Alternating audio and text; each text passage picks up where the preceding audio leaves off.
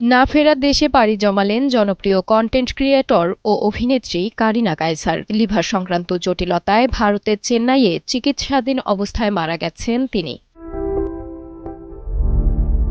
কারিনার মৃত্যুর বিষয়টি নিশ্চিত করেছে তার বাবা কায়সার হামিদ। জানা গেছে কয়েকদিন ধরেই সংকটাপন্ন ছিলেন তিনি। প্রথমে রাজধানীর একটি বেসরকারি হাসপাতালে লাইফ সাপোর্টে রাখা হয় তাকে।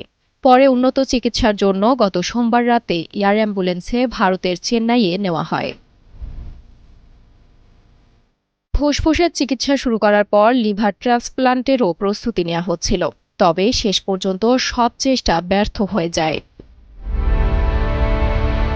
এক্সট্রিম মশার কয়েল প্ল্যান্ট ফাইবার দিয়ে তৈরি, তাই সহজে ভাঙে না, সুগন্ধিযুক্ত ও নিরবিচ্ছিন্নভাবে চলে। ডেঙ্গু, চিকুনগুনিয়া বাহি সহ যে কোনো মশার বিরুদ্ধে দেয় এক্সট্রিম সুরক্ষা। কন্টেন্ট ক্রিয়েটর হিসেবে কারিনা কায়সার পরিচিতি পেলেও সাম্প্রতিক সময়ে অভিনয় ও চিত্রনাট্য লেখার কাজে ব্যস্ত ছিলেন তিনি। সামাজিক যোগাযোগ মাধ্যমে প্রাণবন্ত উপস্থাপনা ও জীবন ঘনিষ্ঠ কন্টেন্টের মাধ্যমে তরুণ দর্শকের কাছে জনপ্রিয় হয়ে ওঠেন তিনি।